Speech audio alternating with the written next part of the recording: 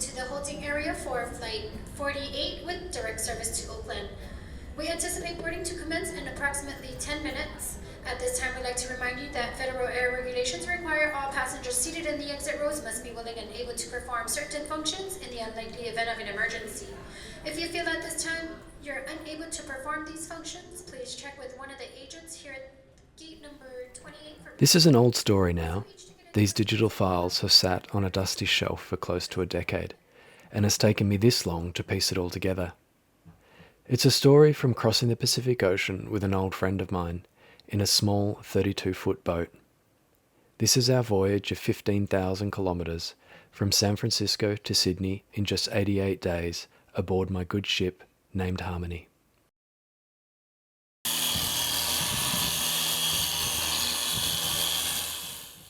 The voyage starts here, where all good voyages start, in an old boatyard full of mostly broken dreams. There is one in every port, in every seaside town, in every seaside country. I bought Harmony soon after completing my first significant voyage, sailing my 26-foot boat named Constellation from England back to Australia a few years prior. Harmony had been sitting on the hard up here in the Delta outside of San Francisco for a few years now. With boats, there is always an endless amount of work you can do, but you also have to know what is absolutely necessary and what can be saved for later. In preparing Harmony, I focused on rebedding the windows, installing solar panels, fitting a wind vane, and general maintenance. The key to any successful voyage can be summarised as keeping the mast up, the water out, and the rudder on. If you can achieve this trifecta, then you have succeeded. After a few weeks on my own, my friend Chris flew in from Australia for the final prep and departure. So the bottom gets bolted into the base, and then these get the strings, so they sit. Yeah, but when you put the base in, And that's going to be all bolted in with that teak strip. With most of our prep done, we sailed down into San Francisco Bay to spend time with friends before departing. Having spent many months aboard my two boats in the Bay Area over the last few years, I'd managed to amass a collection of excellent sailing friends, for whom I don't think I could have departed on either journey without.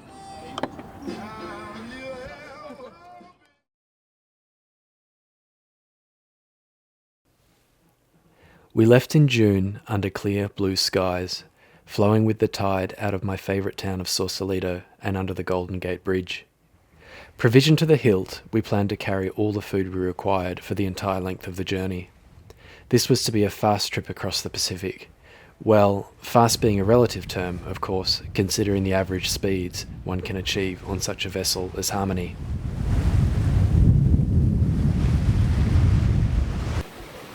What are we going to catch? tuna. Big tuna. What's going to happen if we don't catch anything? We're gonna go hungry. We don't have any other food, do we? Nothing. Probably get very shitty.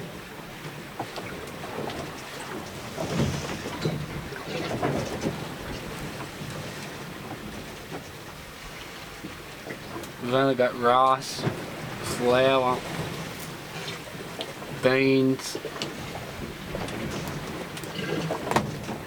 cans of Coke.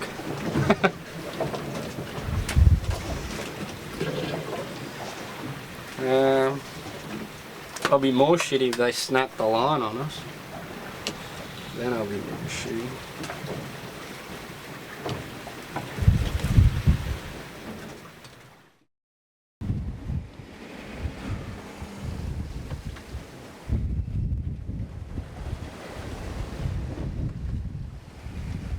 For navigation, in a time before iPads and inexpensive plotters took over the world, we used this old micro laptop loaded with world charts from a questionable source. Their accuracy, we would later find out, often put us sometimes several hundred metres or more off. For ocean sailing, this made no tangible difference, but on approach to the islands, things did become confusing as we resorted to paper charts. The sailing out of San Francisco was idyllic. Chris is an avid fisherman, and as soon as conditions would allow, he had us trailing lures for our dinner.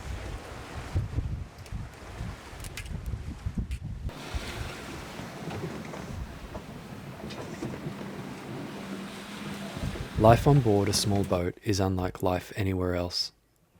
You live wholly with the natural environment, you eat when you can, you tend to the boat as she needs it, and you always focus on optimizing for forward movement. As the days and weeks progress, you become completely attuned to the vessel. From your bunk, you can feel even the slightest wind or swell change. You know all the good sounds the boat should be making, and you can hear exactly when things are not sounding right. From the sound of the hull, it even becomes possible to very accurately tell the speed you're going.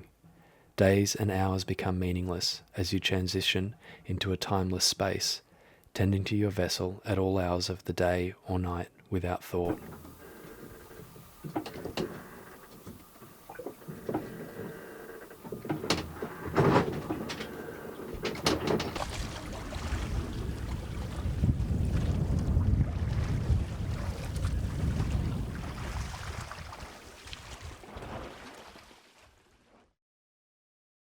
Beautiful looking fish. Perfect size for the two of us.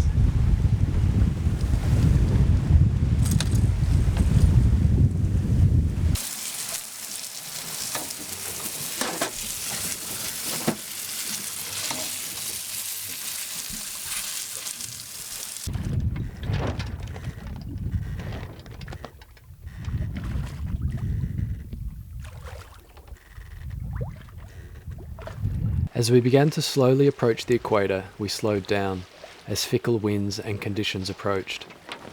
With the warmth came crystal clear blue seas, an abundance of wildlife, and a chance to seek a break from the heat by swimming.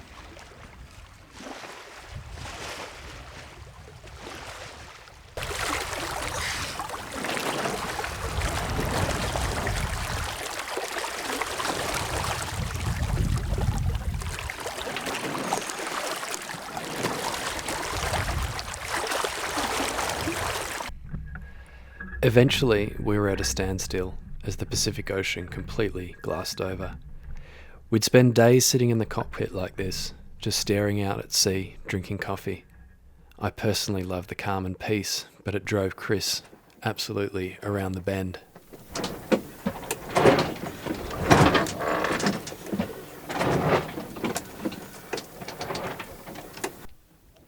We'd seen abundance of mahi-mahi swimming around the boat, but it seemed almost impossible to catch them, much to Chris's annoyance.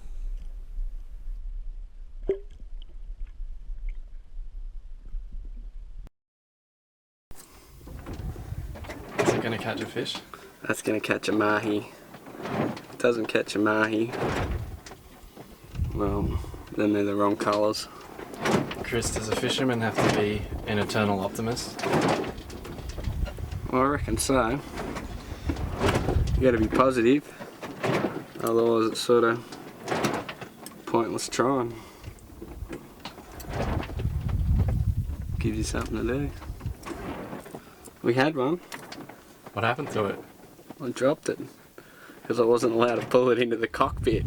I had to get it up the side of the boat. Had it on anchovies. And now they've all run off. So they're still down there, just not feeding on anchovies. Happy enough of that, mate? Woohoo!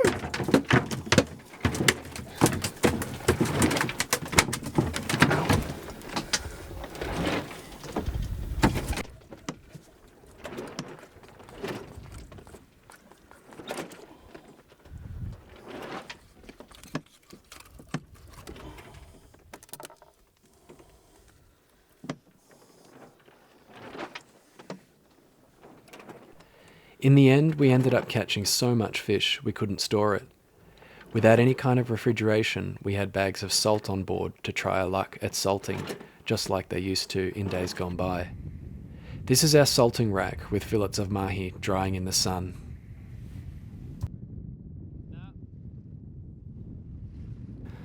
I recall passing by Portugal years ago seeing wicker baskets full of salted fish. Sadly, we were not able to emulate the process, which I'd also seen in Norway. I think it takes a lot more time than we anticipated it might.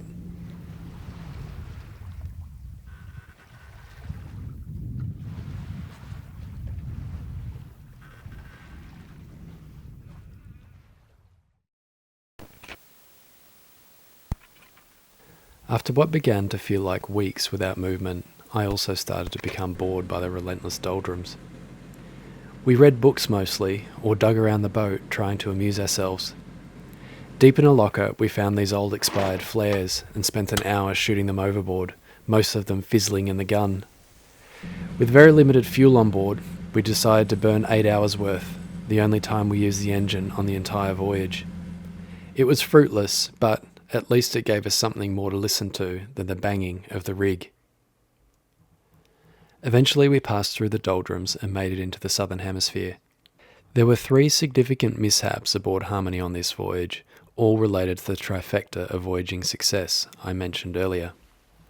Not long after the wind returned, I woke abruptly to Chris yelling that the boat was full of water. Dazed, I bolted from my bunk and stood into water well above my ankles. We both ran to the bilge pumps and began pumping. While Chris pumped, I ran around the boat trying to work out what was happening.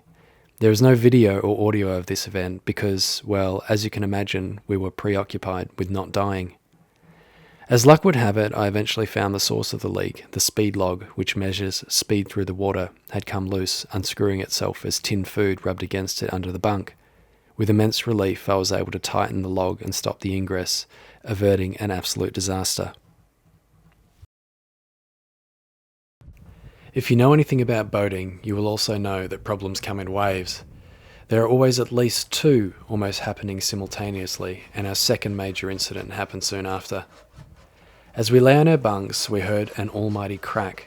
I was quite certain the rig had come down, thus breaking another cardinal rule of voyaging success. We raced on deck to see what fate had given us, to see the boom laying limp on deck, the mainsail flapping without tension. My relief was palpable, as we immediately began cutting down the boom extrusion to clean it all up. In the end, we sailed the rest of the way to Hiva Oa with half a boom and plenty of time to think of ways to fix it. In the meantime, Chris caught these tuna, and everyone, except the tuna, was happy again.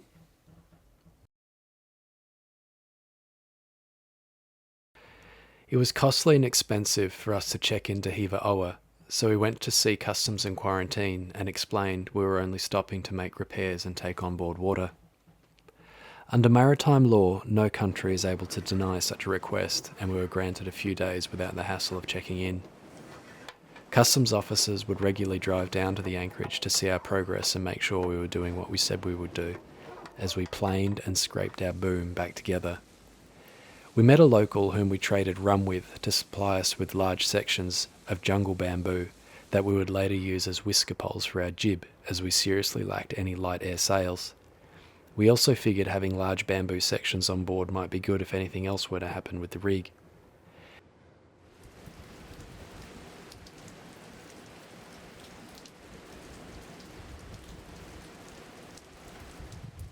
Given we were under the close eye of customs police, we barely saw anything of French Polynesia before we set sail again, having made effective repairs.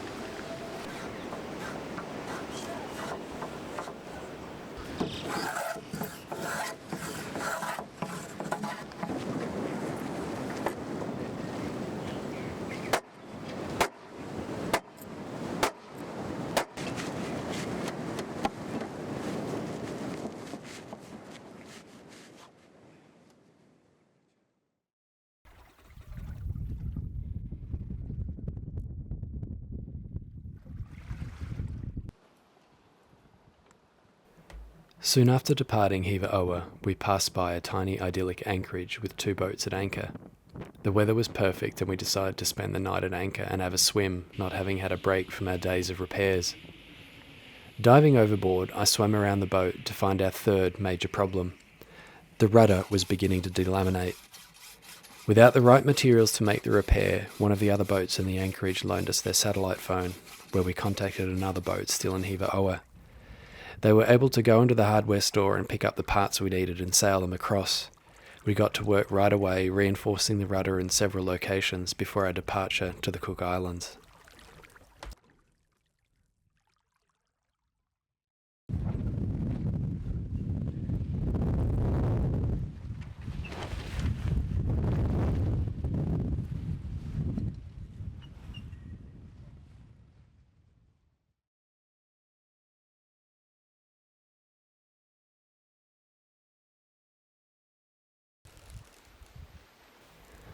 After Hiva-Oa, we aimed for the Tuamotu Islands, as I was interested in sailing past the reef which Kentucky crashed into. Sadly, the winds would not allow us to follow course, and so we redirected to Saguaro in the Cook Islands. They're just sopping it down too quick. Saguaro is perhaps best known as the island where Tom Neal lived for many years as a recluse and hermit. The island still had sculptures and outbuildings built by Neal, as well as 2 seasonal caretakers.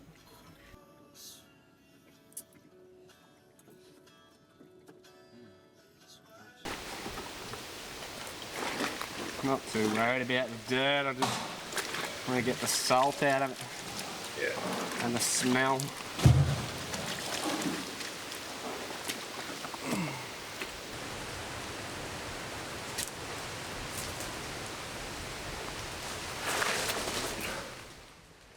Using a recipe given to us by one of the caretakers, we not only drank a lot of coconut milk, but experimented with making coconut beer, which I can safely say is quite terrible.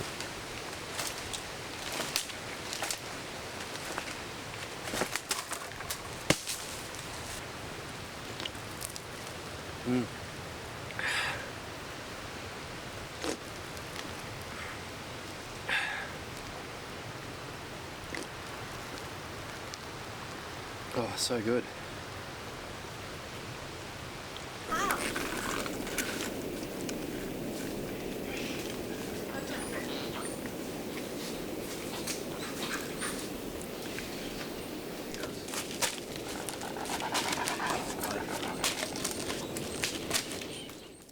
Charlie, one of the caretakers, was able to show me how to really climb a coconut tree.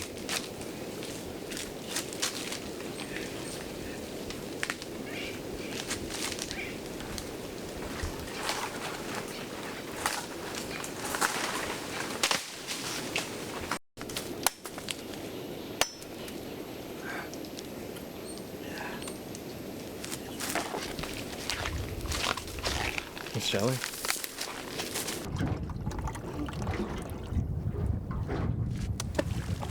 Charlie also took us in his fishing boat out beyond the reef, and while we were out there decided to start making us some coconut and rum cocktails.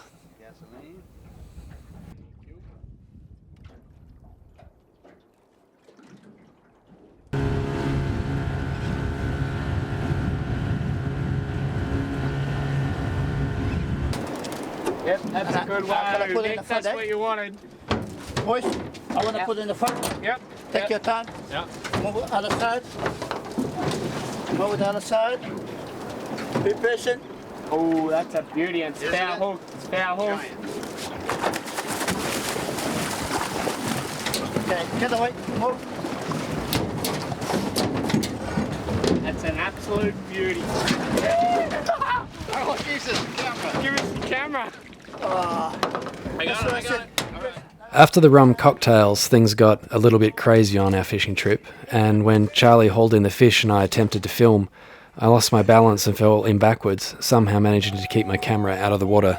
Great shot. Be patient. Be patient. Hold the camera. The camera. Oh, that's so good. Be patient.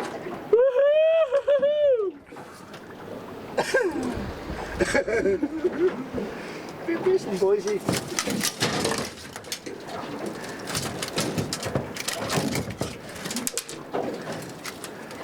They'll make the fish the fire. Yeah. It's really fast so they can. Oh, there's Dan over there. Nice. We're gonna have a barbecue. Are you? That's Yeah. great. Come in the barbecue too.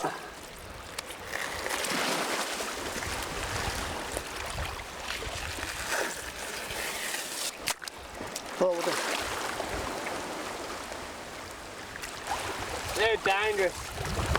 No, it's not. Alright. I like my toes, man. These things are just deadly.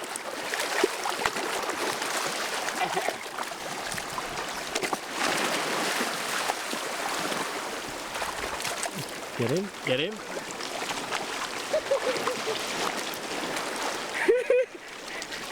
You got it? Yep. Got it? Yep. Got it still? Yep. Nah. Got it.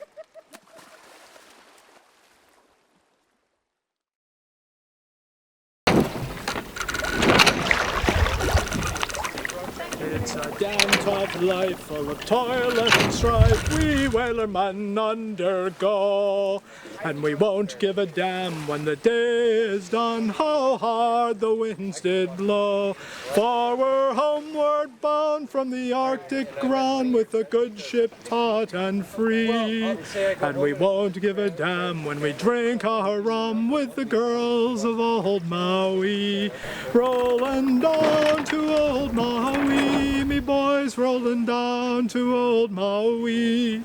We're homeward bound from the Arctic ground, rolling down to old Maui. Once more we sail with a northerly gale through the ice and wind and rain. Them coconut fronds, them tropical lands, we soon shall see again. 6 hellish months we've passed away on the cold Kamchatka Sea. But now we're bound from the Arctic ground, rolling down to old Maui. Rolling down to old Maui, me boys, rolling down to old Maui. We're homeward bound from the Arctic ground, rolling down to old Maui. Once more we sail with the northerly gale towards our island home. Our mainmast sprung, our way